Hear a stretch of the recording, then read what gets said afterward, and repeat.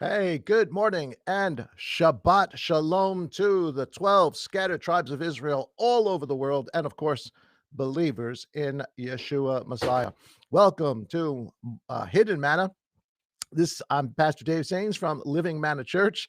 Uh, Thank you for joining us, taking your time out on this Sabbath to hang out with us this morning. We've got a little bit different of a program today than we normally do. We're going to be taking some Q&A, some questions. People have been sending in questions over the week, and I see some people already in the chat room. And hopefully, you guys got some questions. And I'll do my best to try to answer them today. So, as I said, the format's going to be a little bit different. It's going to be me this morning. Brother Max will be joining us again next week. But for today, you're going to get PD, and I'm going to try to do my best to answer some of these questions.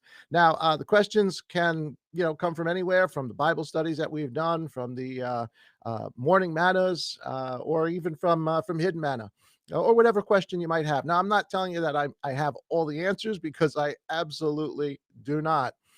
But whatever I can answer for you, I'll answer. And whatever I can't, I will do my best to try and get that answer for you. So let's see. It's gonna be a little bit different format today. We've got a moderator. PM's gonna be moderating for us. So if you do have questions in there, he'll get your question and try to post it up for us. But I've got a couple of questions already, and what I want to do is maybe start off with this one. And let's jump into this. Let me change the screen here. Okay, here we go. And let me scroll down just a little bit.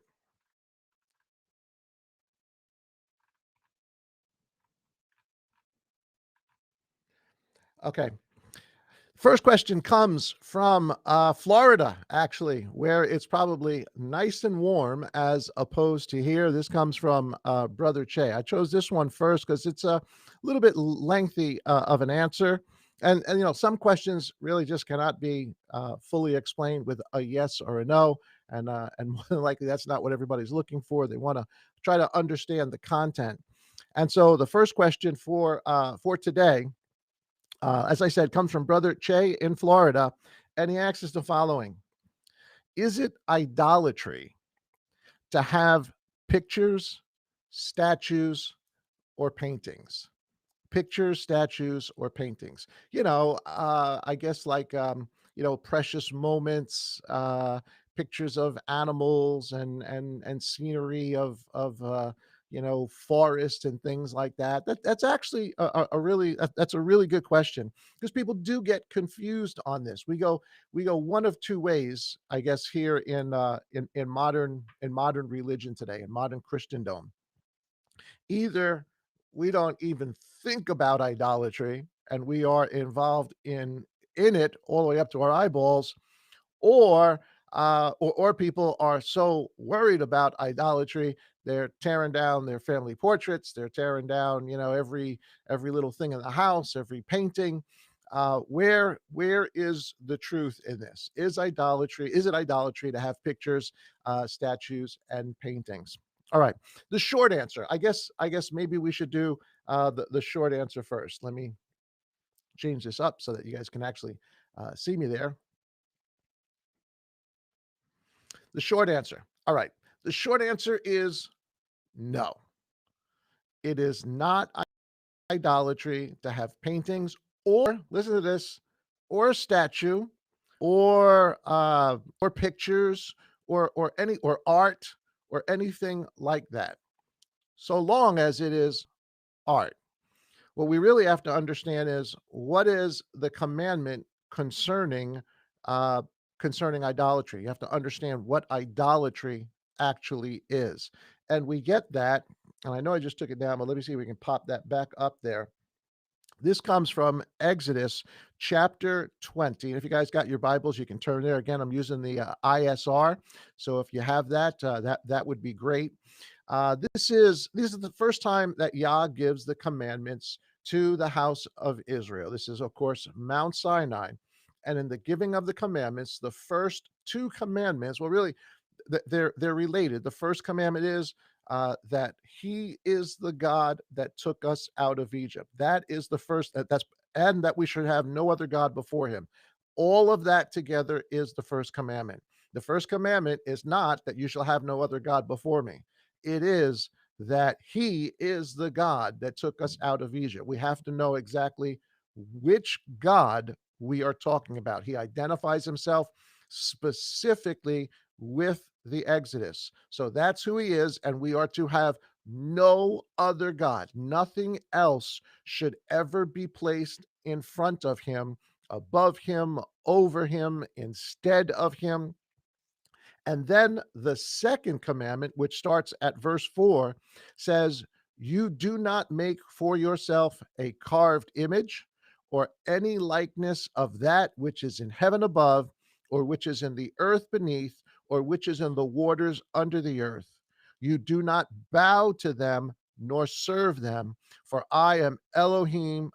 Excuse me, for I, Jehovah, your Elohim, am jealous, a jealous God, visiting the crookedness of the fathers on the children to the third and fourth generation of those who hate me." But doesn't it say there we're not supposed to have a carved image or any likeness of anything in heaven and on earth? Yes, absolutely. But in the context of you are not to bow down to it. He is a there is within the heart of man, and we see this throughout the entire Bible. We see it throughout our entire culture today. Every religion, every group out there has some sort of symbol that they identify with their God. And it has been this way, from the dawn of man. We as human beings want something physical that we can look at, that we can touch, that we can see to identify with whatever deity it is. And so the commandment of idolatry is not to do that, not to have any symbol that represents any other god outside of Elohim. Because honestly, there really is no other God but Elohim. But there is something behind this. It's not just that it's nothing. I guess it's nothing in the sense that it is not God, but it is very, very important. So when we say carved images and likenesses, what are we referring to? Or what is Yah referring to? He's talking about Baal. He's talking about Easter. He's talking about Loki. He's talking about Zeus. He's talking about Moloch. He's talking about Ra. He's talking about Thor. He's talking about Anubis. And the Hera, and the list goes on and on and on and on. And each one of these names, each one of these man-made deities has a symbol, has a statue or a carving, or very often a tree was used as part of worship. A tree, a green tree, a fern, a pine tree was used as a phallic symbol. It was used as a sign of fertility. Bunny rabbits were used as a symbol of Astarte or Easter. Eggs were used as a symbol of Easter. These were items, physical items that they used to identify other gods. So understanding what the actual definition of idolatry is helps you to understand, to answer the question, well, can I just have art? Well, of God's given us creativity. Of course we can have art. Of course you can take a picture of something, take a picture of a beautiful forest. But if it's a grove that is worshiped, if it's a tree that represents some other deity, then you're in trouble. Then you've crossed the line, and now you are committing idolatry. That is to give anything else what is due only to our God. Now, again, I said, what are idols? They're really nothing, but that's not exactly true, because in First Corinthians, and let me pop this up here, in First Corinthians and chapter 10, and verses 18 through 22, Paul carries on this same conversation. There we go. Listen to what he says. He says, "Look at Israel after the flesh." So he's actually saying that they're the example, and he's talking about idolatry. Same topic. He's talking about idolatry. Look at Israel after the flesh. Are not those who eat of the slaughterings sharers in the slaughter place? Now, in that day, not really so much today, but in that day, each one of these gods had their own altar. They had their own sacrifices. It was done to multiple gods. And when you came and you were part of that worship, you would eat the meat from that god. So that's kind of what he's talking. This is meats offered up to idols, is what he's referring to. And he's saying if you partake, if you're part of the eating of the meat, or really what he's saying, if you're part of that service, if you're part of that, you're there when they're doing this thing for the idol, you're participating in it with them. You're worshiping another god. So again, look at Israel after the flesh. Are not those who eat of the slaughterings sharers in the slaughter place? What then do I say? That an idol is of any value, or with or that which is slaughtered to idols is of any value? No. He's saying, is an idol anything? No. Does it have any value? No. It's a piece of stone. It's a piece of wood. It's a picture of an owl. It's a picture. It's a pine tree. It's all of these different things. But and here's the thing. No. But what the nations slaughter, they slaughter to demons and not to Elohim. But I do not wish you to become sharers with demons. So, I mean, this is really this is a big uh, a revelation here.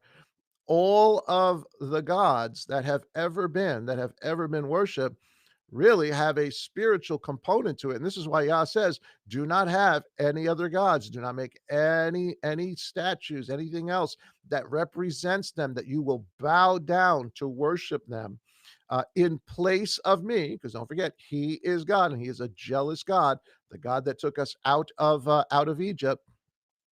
But really, what's behind it is He's telling us demonic activity, spirits are behind this.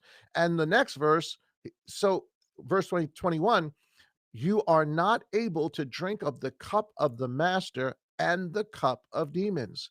You can't say that you worship Yah if you are still doing these things that represent other religions, other demons, other gods.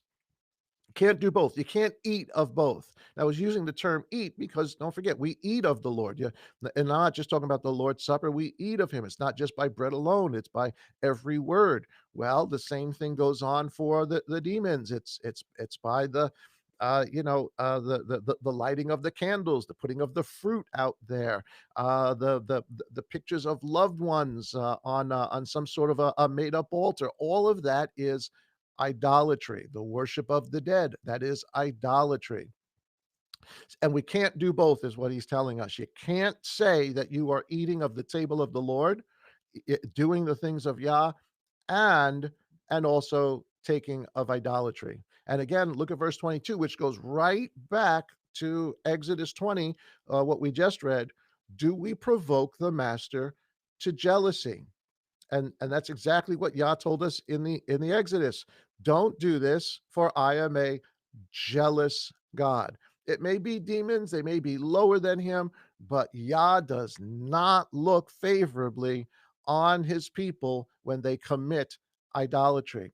And I think it was on Wednesday's Bible study that we read I believe it was Ezekiel. I think it was chapter 20 or 21, where he goes through the list that Yahweh wanted to destroy Israel when they were in Egypt, before they even got out of Egypt, when they were in Egypt, because they would not give up their idols. We have to remember, it is the I'm not going to say natural, but it is the fleshly response of human beings to want some sort of symbol, some sort of physical thing to look at, to worship any other god. But this goes also to the next point, because there's something else that's related to this, but it's not exactly idolatry. It's actually, if you think about it, it's actually worse than idolatry. It's an abomination. And what I'm referring to is Deuteronomy chapter 4. And let me just throw it up there for you. You guys can check out your Bibles if you have them. Deuteronomy chapter 4. Actually, well, Let's start over at chapter 12 and verses 2 through 4. When when the children of Israel were told to go into the land, this is how much God did not want his people influenced by what was the norm among the Gentiles. Gentiles want a symbol. Gentiles want a statue. Gentiles will want some physical connection to whatever God it is that they worship. And Yah wants his people set apart, not like the nations, not like the Gentiles, to the point where Yah tells them, when you go into the land, completely destroy all the places where the nations which you are dispossessing serve their mighty ones, their gods, on the high mountains, on the hills, and under every green tree. The hills were idols. The trees were considered idols. The carvings were considered idols. And look at what Yah is telling them to do: destroy it, get rid of it, have nothing at all to do with it. Verse 3, and you shall break down their slaughter places, their altars. That's what a slaughter place is. You shall break down their altars and smash their pillars and burn their asherim, their phallic symbols, the symbols to Easter, with fire. And you shall cut down the carved images of their mighty ones, their gods, and shall destroy their name out of that place. Do not do so to Yehovah your Elohim. He is warning them not only to get rid of all of this stuff that is considered idolatry because it's a different God, but in that last verse, he's warning them, don't take that stuff and try to worship God with it. Don't take what the nations do and their era and then turn it around and repackage it and put a God stamp on it and think that you can now use it for God. He tells us there's nothing that should symbolize him. And here's the other end of it. At verse 4 leads us, so this is about idolatry, but verse 4 goes even further than idolatry, because remember, idolatry is worshiping something else other than God. But when you try to worship God with something else, that's not idolatry, that's an abomination. That's a whole different ball game, a whole different thing. And now you can turn to Deuteronomy, and I believe it's chapter 4. Let's go there. Deuteronomy chapter 4 and verse 15. Here it is, verses 15 all the way to verse 18. And let me highlight it so you all can see it. Listen to what the words of the master are here.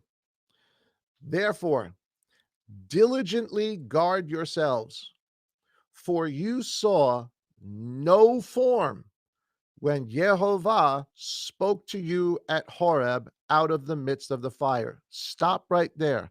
Let's think about what he is telling Moses to tell the people. When God met them on Mount Sinai, there was no symbol attached to him. There was no animal attached to him. There was nothing that Yah gave that the people were supposed to look at to remember how he works, what he did, who he is. He explicitly tells them, there was no form. You saw no form at all whatsoever when the mountain shook, when the voice came out of the mountain, when the rocks began to explode and Yah's voice thundered. This is important. There is no form, there is nothing on this earth, in this earth, under this earth, above this earth. There is nothing that is supposed to be used to identify our God, to remind us of who he is. Verse 16, out of the midst of the fire, lest you should do corruptly, and shall make for yourselves a carved image in the form of any figure, anything. This is so important that we get this, because people look right over this. I know this is not going to sit well with a lot of people, because we do this in our modern religion today. We have symbols that we identify with God, and we say, well, this is, this just reminds me of who he is. That's exactly what he is saying here, not to do. There should be nothing, nothing at all, no symbol of any form, carved image, or any figure at all that we should look at to remind us, oh, that's what my God did for me. That's who my God is. The desire to do that comes from the Gentiles, comes from the flesh, that we want some sort of symbol there to tell us, oh, this is who he is, or this reminds me. God knows my heart. This is just a reminder to me. No, he's telling us here, don't do that. This is not idolatry. This is an abomination. When you use any symbol any image to represent Yah, it is considered an abomination. Guys, the priests, the Sadducees, the Caiaphas, they convicted Yeshua of an abomination, of blasphemy. Why? Because he said he was Elohim. He was Yehovah. And we know, it tells us throughout the scripture, Colossians, he is the express image. John, he is the express image, not the carved image, but the human image. There is only one image that Yah has ever given that represents him, and that is Yeshua. And what does he look like? We're not supposed to know. If he wanted us to know, he would have gave us a picture. Somebody would have did a drawing. It would have been passed down. But he tells us here, there is nothing that we are supposed to look at to remind us of who he is. And what do? We've got pictures and paintings of blonde hair, blue eye, brown hair, curly hair, brown skin. We've got Asian Jesus. We've got all sorts of, and and that is exactly what Yah said not to do. Now, those are pictures and paintings, but we also use other things as symbols, carved things. He tells us, do not use any likeness of anything, any figure, the likeness of male or female. Guys, that kind of covers absolutely everything. Verse 18, the likeness of any creature that creeps on the ground, or the likeness of any fish that is in the water or under the earth. What he is telling us is there is nothing that is on this earth, under this earth, above this earth, or anything that we can form with our hands to to to take that and say, this reminds me of my God. Not that you're worshiping that thing, but this reminds me of my God. This is not idolatry. This is not worshiping another God. This is worshiping the God, or at least reminding yourself of the God with a symbol that lowers who Yehovah is. He is so far above, so holy, so departed and different from all of his creation. It is blasphemy to identify him with any part of this creation. Everything in this creation is tainted now with sin. and you bring God down when you do this. So, quite literally, there should be no symbols at all that we should be using to refer to the God of Abraham, Isaac, and Jacob. He is, that's it. And the only one express image that he has ever allowed is Yeshua himself. This now, and then it goes on for between verse 19, unless you lift up your eyes to the heavens, and you shall see the sun and the moon and the stars and all the host of heavens, and you be drawn away into bowing to them and serving them, which Jehovah your Elohim has allotted to all the peoples under the heavens. So there's nothing you can make. You can't look at anything in the sky and say that that's Yah. And this is exactly, again, what the Gentile people have done, guys. This is what happens at the golden calf. When you read the account of the golden calf, they weren't committing idolatry there. They were committing blasphemy. It was an abomination. And what did you why?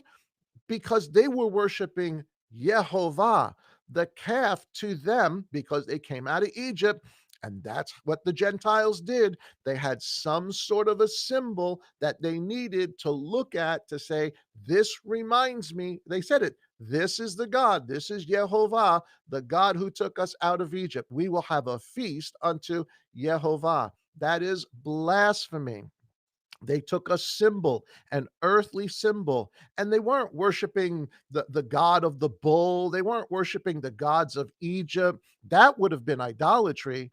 They were saying, this thing reminds us of the God. This is what we are looking at to remind us of the God who took us out of Egypt. And what is Yah's response to that? He wants to wipe them out. We must understand this. This is something the modern day church has just totally skipped over and ignored. And we've gone with what the Gentiles do. We've adopted what the Gentiles do. We've adopted what Romans do. We took the Roman symbols and we just brought them into ourselves. And we said, well, this reminds us of our God. And oh, this isn't so bad. It kind of reminds me of what Yeshua did. No, there is no likeness at all of any carved image in the form of any figure in the likeness of male or female, of beast on the earth, of any winged bird, of anything that flies in the heaven, the likeness of any creature that creeps on the ground, or the likeness of any fish that is under the earth. Guys, it does not get more clear than that. And anything else you start to try to talk yourself into, yeah, well, but this is what the early people did. Yeah, because they're sinners, because they mimicked the Gentiles, because they did not read the Torah, because they would not obey. That's why they've done it. And what are we supposed to do? Just adopt it? And as we grow in Yah, we need to understand this. So we've kind of gone all the way around the mountain a couple of times and really kind of answered two questions here. What is idolatry? And also, what is blasphemy? What is this abomination? They're two separate things. One is worshiping other things, using any other symbols or carved images or things like that, or using any symbol at all to refer to our Elohim. But but again, the simple answer is, can you have images of things? Can you have paintings? Yeah, absolutely. There's no problem with that, so long as you're not doing one of those two things. In the actual tabernacle and temple, the Ark of the Covenant had carvings of angels on it. Well, they weren't worshiping the angels. They weren't even, it wasn't even to represent Yah. It was his seat. It was the throne. The curtain between the holy place and the holy of holies had cherubim embroidered into it. Guys, that's art. That's beautiful art. It was painting a picture of what heaven looks like, of what the throne room of Yah. When Solomon builds his temple, carved into the gold, laid into the wood, on the walls of the temple were palm trees. And why? Because it represented the Garden of Eden. It was a picture, it was art, it was to tell a story. There's nothing wrong with that at all. There's nothing wrong with a beautiful picture. There's nothing wrong with a sculpture, nothing wrong with any of those things as art. But it is the desire of man, the in our flesh. When we take that and we attach it to Yah and say this reminds you of him, now it's become blasphemy. Or we take those things and we worship other things, then it is idolatry. And both of those things are an absolute no-no. So as I said, we kind of went around the mountain a couple of times, but I hope, Brother Che, that answers your question. So if you've got a neat little precious moment, that the little golfing guy or the bride and groom, is that idolatry? No, I don't. That's not idolatry. I mean, I don't like the precious moments myself. That's not my thing. But no, if you've got a nice picture on your wall of some forest or something, is that worshiping a grove? No, of course it's not. Or the picture of your family. Don't start tearing down pictures of your family thinking that they're idols. No, that's not what Yah is talking about at all. We really need to understand this properly. So I hope that helps somebody out there. Whoever else might have had a question like that. All right, so that's one question. One question. Let's see. We've got a couple of others. Let's see. Sister Lillian and from Brother Randy. They also sent us a question this week, and let me just do this and get out of this little picture here. Their question came comes from Luke and chapter 16, verses 1 through 9. And I know I just got out of that, but let me put it up here. I'm going to read it. Luke chapter 16 and verses 1 through 9. And really, this is the parable of the unjust steward. And of course, the question is, what does this mean? It really is a tough parable at first to try to understand, predominantly because we try to understand it in the context of a 21st century mindset, a modern Gentile religious mindset. And that's not the context in which it's written. And so you've got to go back to our Hebrew roots. We've got to understand it in its proper context. So, what does the parable of the unjust steward mean? Because if you think about it, the gist of the parable is there's an unjust steward, right? Which means he did something wrong. He did something that's not good, and yet he gets commended by the owner. So, and I guess where the confusion comes with people, and I get it. It confused me for when I first couple of times I read it. Are you telling me that Yah is commending us being unjust? Well, I mean, that sounds kind of silly if you think about it. Or else we could all just run amok, and then we can be unjust, and God will commend us. No, that is not what it means. However, let's read the parable first, and then we'll come back and try to answer what this parable is actually about. It really is a wonderful parable. It teaches a great lesson. So, Luke and verse 1 is cut off there. So let me just read it. It says, "And he also said to his taught ones, his disciples, there was a certain rich man who had a manager, and he accused him as wasting his possessions." And then it picks up at verse 2, and we'll read some of this. "So having called him, he said to him, 'What is this I hear about you? Give an account of your management, for you are no longer able to be manager.'" So stop right there a second. This guy's losing his job. He's getting his pink slip. He's getting the pink slip because he's done something wrong. He was a manager. Think of a manager in this context. If we're to put it in, and I guess in a 21st century context, he's kind of the accountant.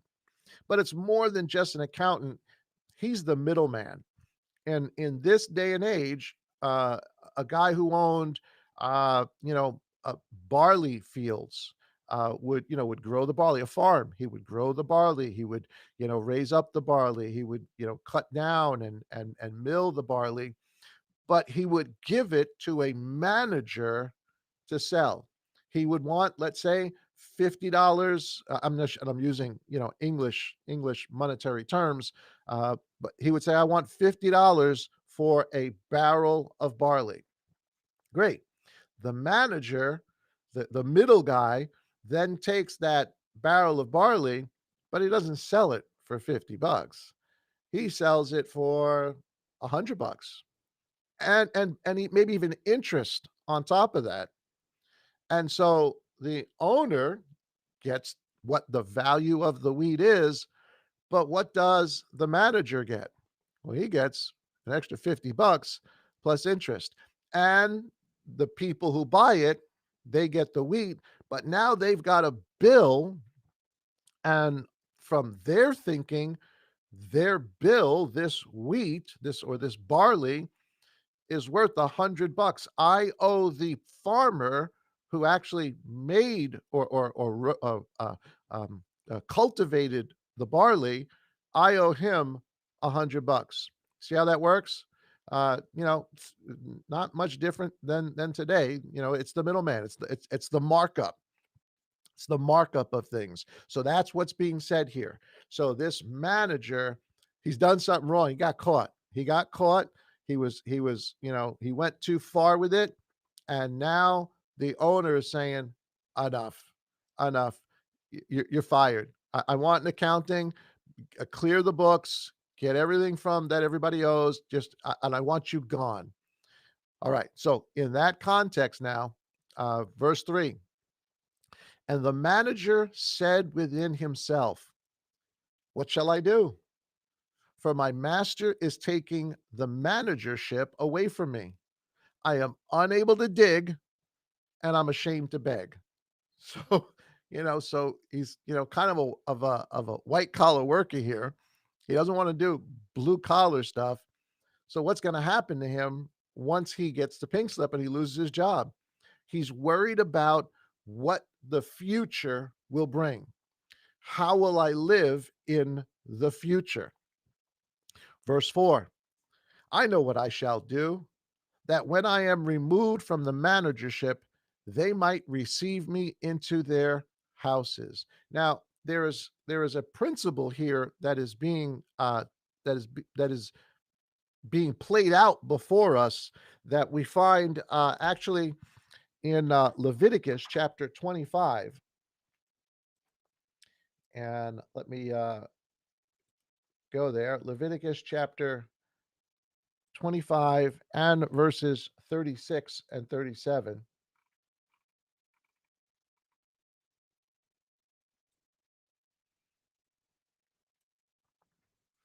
Oh, I put it a little bit too high. Sorry there, guys. There we go. This is a Torah principle. Part of the provision in here in this verse, and also in Deuteronomy chapter 15. I think it's verse 7. It tells us that if your brother comes on hard times, loses his job, it is the responsibility of the other people of God to help him out, to provide for him, to make sure he's got food.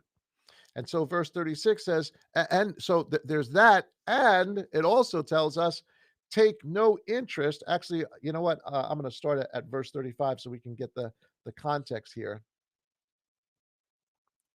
And when your brother becomes poor and his hand has failed with you, then you shall strengthen him, and he shall live with you like a stranger or a sojourner. So when he comes on hard times, well, what did this manager do? He came on hard times.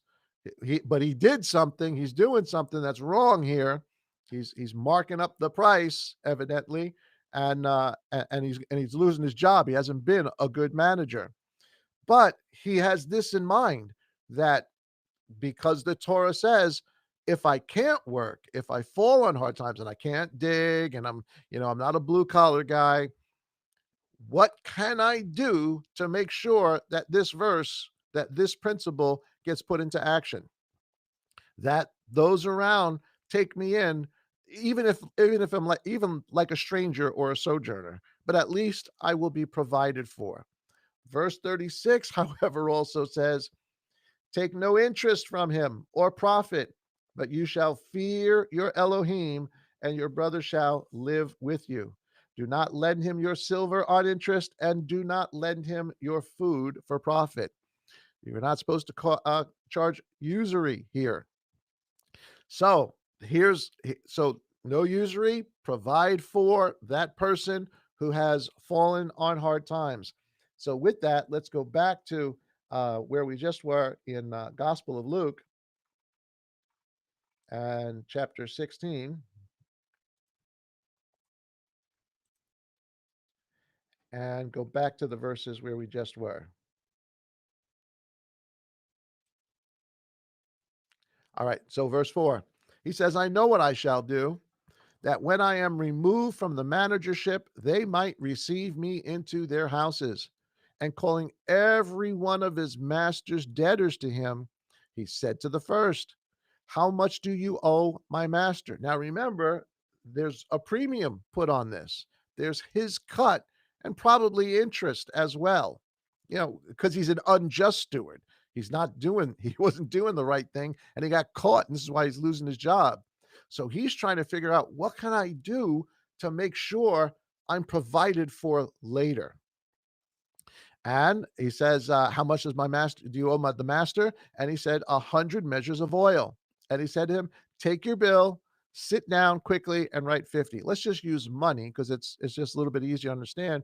You owe the master, $100. I tell you what, just write 50.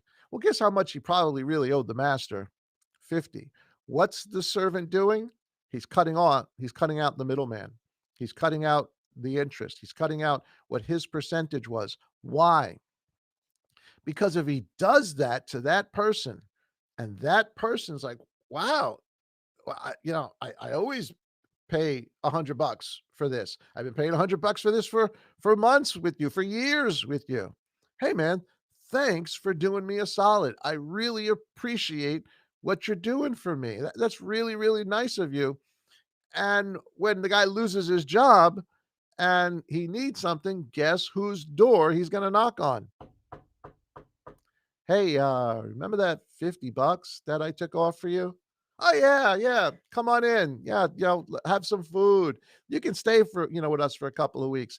That's what he's doing. He is using unrighteous money, is the way, because money is unrighteous, though. It's the love of money that is the root of all evil. He's using unrighteous mammon to provide for himself later.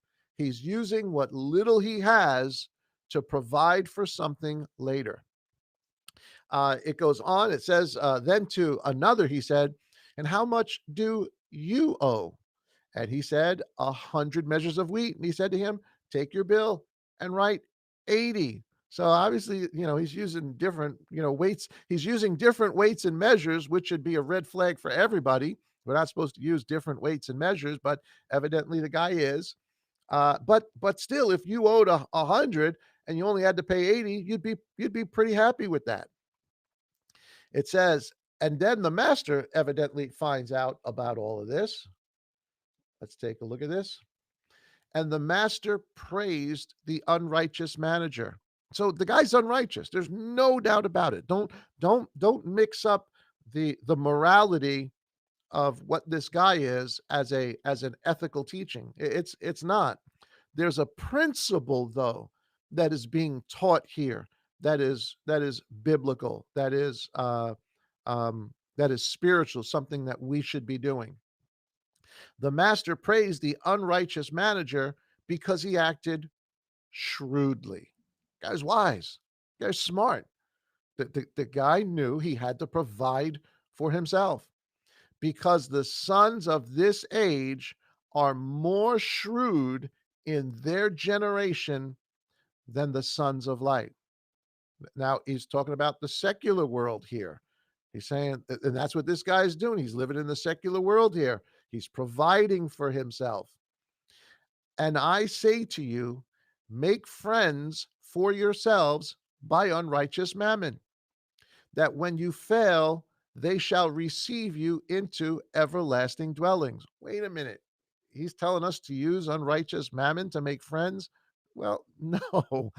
He's what he's saying is take this principle that this guy did of using the little, even the unrighteous mammon, the things of this world, these little things he has, and provide for yourself for eternal dwellings.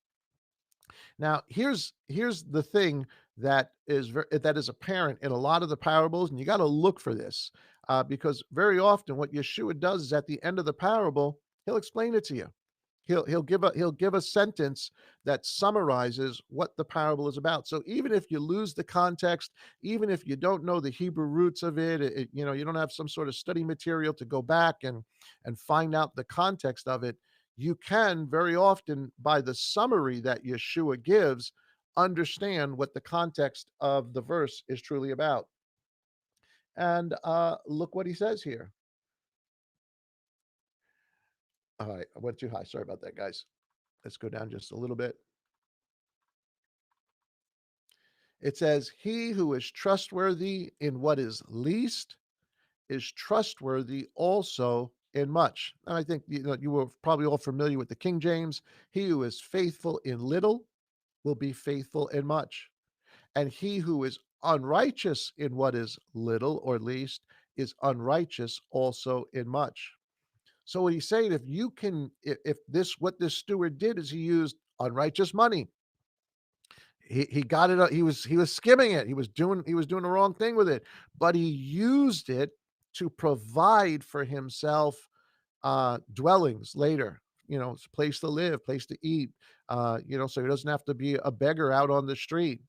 What Yah is telling us is what little that we've been given, use it. If you can be entrusted to use what little Yah has given you now, earthly, here, the materials he's given you, the house, the car, your building, your family, your job, all if you can use those things properly, if you can be a good steward in those things and in serving the master, you will be investing in your eternal dwellings. If you're faithful in little, then he's going to give you much later on. But if you're not faithful in little, if you can't be trusted to do the right thing with even the very little that Yah has given you, this is a direct relationship to the parable of the talents. He gives X amount of talents to each person, and you're to earn interest on it, right? And the one who doesn't did not use the mammon correctly, did not provide for himself. So he has what he did have taken away from him and given to another. But those who did provide, who earn interest, they are given more, much, much more. Verse 12, "And if you've not been trustworthy in what is another man's, who shall give you what is your own?" We are pilgrims in this world. All that Yah has given to us is to be used in service of Him. Everything, all we've got. And in so doing, we are using unrighteous mammon to earn eternal dwellings. That's what this parable is actually about. So I hope that helps. I hope that explains this parable. It is a tough parable, in the beginning to try to understand, but really a good key, a good thing to remember is very often Yeshua does what he does here in verses 10 through 12. He explains it. He kind of summarizes it, and then you take this meaning, and it's a little bit easier than to go back and say, okay, this is what he was talking about. He's talking about doing this to make sure you got something for later, and that's the principle. And again, he teaches this multiple times in multiple ways throughout throughout the gospel accounts. So I hope Lily and Randy, I hope that answers your question. And for everybody else out there that might have had a question, let's see how much time we got. 10:51. I got two questions in so far. So let me do this. Let's see if we can get another question in here. I think I've got a question from Brother Paul in Oregon, West Coast, West Coast. Hey, Brother Paul, how are you, man? Hope everything's going good out there with you. It's cold here, cold and snowing. All right, so Brother Paul's question comes from it's actually in regard to a a hidden manna.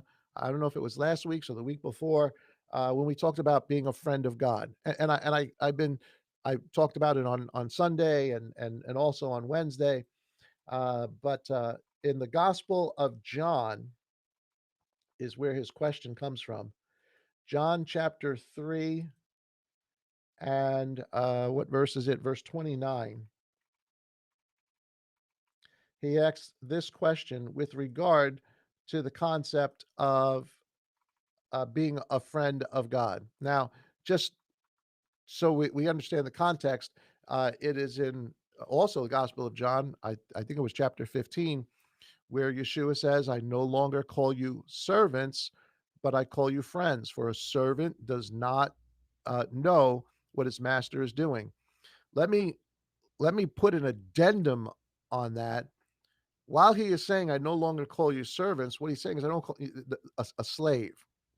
You're not a slave. Um, we're still slaves. We're still bond servants. We will forever be bond servants. It's not exclusive. He's not saying forget that title. I'm no longer your master. You don't have to obey. No, we will always obey. What he is saying is the relationship has changed. We've really gone from servant to bond servant. A bond servant's a friend. A bond servant's the one who loves his master. Remember, a servant serves for 6 years, a slave serves for 6 years. But if he loves his master, if he's thankful for his family, if he wants to protect and be with the master, he puts his ear to the door, he shamas, and he puts the rod through it. And he willingly serves his master. He becomes a close. He's close knit and in love with his master. So when Yeshua says, I no longer call you servants, that doesn't mean we're not servants anymore. We will always be called servants. What he's saying is the relationship is now reached the next level as well. So both are they're not exclusive of each other. You're not a friend and then no longer anymore any servants. We're both. We will always be servants. Think about the way Rabbi Shaul and the rest of the gospel writers introduce themselves in all of the letters. Paul, a servant of Yeshua Messiah. John, a servant of Yeshua Messiah. Peter, a servant of Yeshua Messiah. Revelation, the book written to the servants, the bond slaves of Yeshua Messiah, of Elohim. So, yes, we will forever be called servants, but we are also at the same time called friends because we now know the whole story. At least for those of us that do know the whole story, we now know the whole story in Yeshua Messiah. So let me just start off with that it is not exclusive. It's not like there's one category and then okay, now we're out of that category and now we're totally into this and that title has nothing to do with us anymore. That's not the way it works. He's just making an example. He's just trying to tell them about, how this relationship is changing and growing. Paul does the same thing in the book of Galatians when he talks about the Torah being our tutor. How a son, even though you are a son is no different than a slave.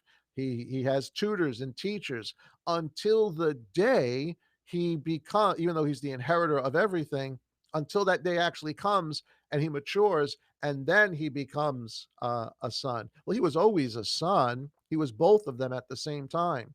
And now he knows everything that a servant knows and will forever know everything that a servant knows. But now he also knows what his son knows. They're not exclusive of each other. They kind of work in tandem. So I hope a that explains a little bit, but uh to the question of John 3:29, because this is actually something very, very different than what we mentioned in John 15, being a friend of God. Because John 3:29, this is John the Baptist speaking. They're asking him, are you Messiah? And he's saying, no, I'm not Messiah. Um, uh, Verse 29, John says to those who are questioning him, the Pharisees, he that has the bride is the bridegroom. But the friend of the bridegroom who stands and hears him rejoices greatly because of the voice of the bridegroom. So this joy of mine is complete. This is John the Baptist uh, describing his place in all of this. So, what does the friend of the bridegroom mean? I guess really that's kind of the question that Brother Paul is asking here. In the context of what he's saying here, again, very often you really have to know the Hebrew uh, uh, culture, the Hebrew roots, to truly understand what's going on. He's speaking in wedding terms. Now he's speaking in Hebraic wedding terms, but this is comparable even in our today culture. John is saying that it is the groom, who is Yeshua, who actually has the bride. He's the Messiah. They're asking him, are you Messiah? No, I'm not Messiah. The Messiah is the one who has the bride. I'm the friend of the bridegroom. Well, picture a wedding. You have a bride standing there and you have a groom standing there. Who do you have standing next to the groom? Well, John uses the term friend. Today, we would say best man. And what's the best man's job? The best man's job is to do everything that he can for the groom to make sure that the day goes off without a hitch. Have the ring, make sure you got the speech, make sure there's, the car's got, balloons on it, and and it's spray painted just married, and all that kind of stuff, to do all of the best man stuff. Now again, he's talking in Hebraic terms here. In Hebraic terms, the friend of the groom is called today within the Hebrew culture, within the Jewish culture, and this has been this way for a long, long, long, long, long, long, long time, and it comes out of this in the Jewish culture. The There are two people assigned when the ketubah is made, when the wedding contract is made between a bride and a groom. Two people are assigned, one to the groom, the friend of the groom, and one to the bride, the friend of the bride. The one who is assigned to the groom is called Elijah, and the one who is assigned to the bride is called Moses. Still today, they do it. And so don't forget, well, who is John the Baptist? He is the Elijah to come. He is the best man whose job it is to do what? To say, behold, the Lamb of God that takes away the sin of the world. That was his position. That's what his place as the friend, as the best man of the groom was to do. Moses's job, well, what's Moses' job? His job is to the bride, to instruct the bride. What is Moses?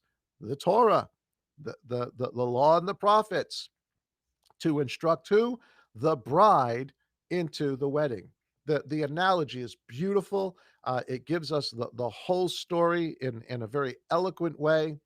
So, this concept of being the friend of the bridegroom, it just needs to be understood in the context of a wedding. He's really saying he is the best man. And truly, John was. He was the best man, the greatest prophet, Yeshua tells us, of all the prophets. And yet, everybody after him is greater. Why? Because they are the bride. So, I hope that answers the question. Again, this really doesn't have a connection to being a friend of God, except that the same English word is used, friend. And sometimes you can, very often, you can make the connection, even in English, from one verse to another with similar phrases that are used, but they also have to be, in order to connect them, they have to be talking about similar context. They got to be talking about similar things. Very often, or sometimes at least, it's just an English word that is, similar to something else, and there is no real connection in it except that, Yeshua says friend and John says friend, but they mean two very, very different things here. Okay. So I got three questions in, so that's good. I hope you guys enjoyed that. For those, thank you so much for those that did send in some questions. I really appreciate it. For everybody on the chat room, guys, thanks so much for being part of our hidden manna today. I hope you guys have a great. Hold on, let me just get out of this for a second. I hope that you guys have a great Sabbath today. Enjoy your day. Do something fun. Be with your family. Be with your friends. Eat something really, really good. Make a nice dinner for yourselves today. Join us tomorrow at 10:45 for our weekly service. We're continuing in Daniel, Exile, Then and Now, and the title for tomorrow is going to be The Bride and the Harlot. You're not going to want to miss it. It's a really, really incredible story. You're going to get to see prophecy and interpretation, the gift of prophecy and the gift of interpretation, the way it was meant to be given in tomorrow's message. So stay tuned for that. Join us tomorrow, 10:45. Of course, join us each morning for our morning manna. You can order. I don't even have my morning manna cup here with me. You can order your morning manna cup now. Check out the LMC merch store. You can get your cups, the shirts. I'm ordering a whole bunch of shirts and hats and all the rest of that stuff. So do that. It won't be shipped out until I believe the 28th. They do it in cycles. Everybody orders, and then they'll make one big shipment. So it's not like ordering from Amazon. You're going to get it 2 days later. But if thank you so much for your support of our ministry for that. We've got Passover coming up real soon. We're celebrating Passover at the end of next month. That's the 26th, I believe it is. So so join us. And actually, I think I probably got the date wrong on that. But next month, the regular, when everybody else is celebrating Passover, we're going to celebrate Passover. We're going to do something very, very special, video wise, audio wise. So join us for that. We're going to take Passover together. We're going to try to put out a meal plan for everybody. We're going to do it on YouTube. We're going to do it on Zoom. We're going to try to make this really big so that everybody can be part of it. Since we can't all get together with this COVID stuff, we can't get together for Pesach. And I think that's the last commercial. Oh, no, no, no, no. February the 26th, which is Purim.